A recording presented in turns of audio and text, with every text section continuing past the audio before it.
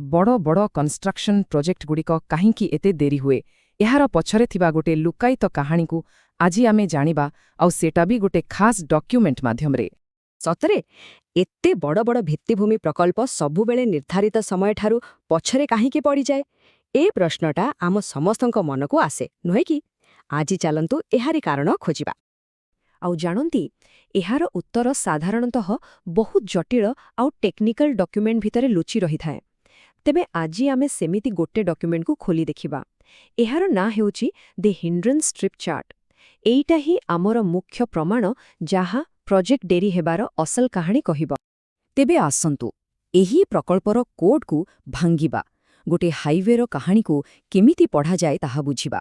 किंतु हाँ एही चार्ट को बुझिबा को हेले आगकू एहार भाषा माने एथिरे व्यवहार होइथिबा कोडगुडी को जानिबा को पड़िबो। अच्छा प्रथमे आसुछि डिजाइन चेंज। एइटा सुनिबाकू टिके जटिल लागु थाए पारे किंतु एहार अर्थ बहुत सरल। भाबी नियंतु गोटे लंबा रास्ता तैयारी हेउछि तेबे तार आरंभरू शेष पर्यंत प्रतिटी जगह को मापिबा पई सर्वेयर माने एक प्रकार मार्किंग व्यवहार करंती। बस सेइटा ही डिजाइन चेंज एकदम आम रास्ता कड़र माइल खुंट भली। एबे आसिला सबुठु मजादार अंश कोड गुड़िक। एगुड़िक हेउछि सेई चाबी जहा एही चार्टर पूरा रहस्य खोलिदेब। देखंतु कोड 1 रो माने हेला जमी अधिग्रहण रे समस्या। सेहीपरि 2 आउ 4 जबरदखल को बुझाए। 3 हेउछि पानी पाइप भड़ी छोट छोट समस्या। किंतु आमर असल लक्ष्य हेउछि कोड 6 रे पहुंचिबा कारण एहार अर्थ हेला रास्ता सफा काम आरंभ करा जाय पारे। तेबे एथिरु गोटे कथा पूरा स्पष्ट। एही चार्टे गोटे लढ़ईर कहानी कहूची। गोटे पटे अछि आमर लक्ष्य माने कोड 6 हासिल करिबा जोटी काम पई पूरा जागा खाली थिबो आउ अन्य पटे अछंती बाधा जेमिति कि जमी अधिग्रहण जबरदखल आउ अन्यान्य छोट बड़ समस्या। अच्छा एबे जेतेबेले आमे एही कोड भाषा को बुझी गलेनी चालंतु प्रकल्पर यात्रा को देखिबा।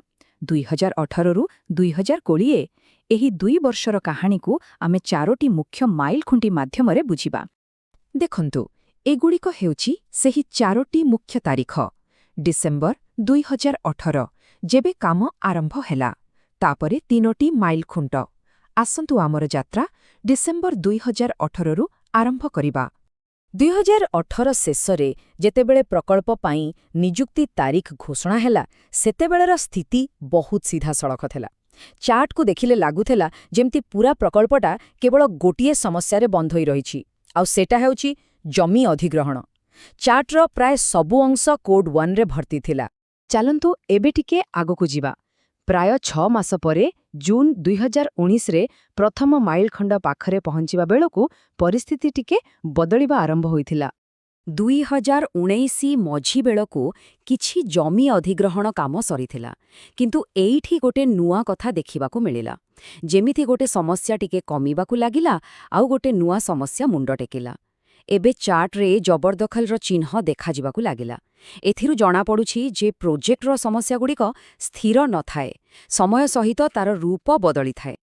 आउ किछि मास परे आमे पहुंची गले जानुआरी 2020 रे द्वितीय माइल खुंट। एही समय रे प्रकल्पर कहानी आहुरी जटिल होई गला। एही बार चार्ट को देखंतो एटा जानुआरी 2020 रो स्थिति को भलो भाबरे देखाउछि। जमी अधिग्रहण समस्या जहाकी आगरु सबुठु बड़ थिला ताहा एबे कमिबारे लागिथिला किंतु जबरदखल समस्या बढ़ी चलीथिला। एपरे कि जल उपयोगिता भली गोटे नुआ छोटो समस्या मध्य एबे तालिकारे जोड़ी होई जाइथिला। एबे आम कहानीर शेष डाटा पॉइंट सेप्टेम्बर 2020 तृतीय माइल खुंट। प्रकल्प आरंभ हेबार पाखापाखि 2 वर्ष परे असल चित्र कौन थिला? सेप्टेम्बर 2020 बेलकू समस्या गुड़िकर रूप पूरा बदली जाइथिला। प्रतिबंधक चार्ट आउ गोटे रंगर नथिला बरम एहा एक जटिल प्याचवर्क भली देखा जाउथिला जोंठी अनेक प्रकार छोट बड़ समस्या मिसी करी रहिथिला। आरंभर सरल चित्र आउ नथिला। ठीक अच्छे एते सबु कोड आउ चार्ट कथा तो हेला किंतु एहार असल माने कौन? ए सबु कोड को जदि आमे किलोमीटर रे हिसाब करिबा तेबे कौन देखिबा? चलंतो एबे सेटा जानिबा। प्रथमे मने रखिबाकू हेबो जे पूरा प्रकल्पटी थिला 20,900 मीटर लंबा माने पाखापाखि 21 किलोमीटर।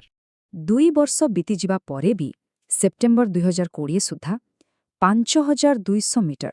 ହଁ, 5.2 କିଲୋମିଟର ରାସ୍ତା କେବଳ ଜମି ଅଧିଗ୍ରହଣ ସମସ୍ୟା ପାଇଁ ଅଟକି ରହିଥିଲା। ଆଉ ଜବରଦଖଲର କଥା ଦେଖନ୍ତୁ, ଏଇଟା ଏବେ ସବୁଠୁ ବଡ଼ ସମସ୍ୟା ପାଲଟି ଯାଇଥିଲା। ପାଖାପାଖି 6850 ମିଟର, ମାନେ ପ୍ରାୟ 7 କିଲୋମିଟର ରାସ୍ତା ଏହି କାରଣରୁ ବନ୍ଦ ଥିଲା। ଏଥର ପୁଣି ଥରେ ସ୍ପଷ୍ଟ ହେଉଛି ଯେ ସମୟ ସହିତ ସମସ୍ୟାର ରୂପ କେମିତି ବଦଳି ଯାଇଥିଲା। ତେବେ ଏସବୁ ପରେ ଅସଲ ହିସାବ କ'ଣ? 2 ବର୍ଷ ପରେ କାମ କରିବା ପାଇଁ କେତେ ଜାଗା ମିଳିଥିଲା? ଉତ୍ତର ହେଉଛି 13,050 ମିଟର। ମାନେ 21 କିଲୋମିଟରରୁ କେବଳ 13 କିଲୋମିଟର ଜାଗାରେ ହିଁ କାମ କରିବା ସମ୍ଭବ ଥିଲା। ଏଇ ଡୋନଟ୍ ଚାର୍ଟକୁ ଦେଖିଲେ ପୁରା କାହାଣୀଟା ଗୋଟିଏ ଝଲକରେ ବୁଝି ହେଉଛି।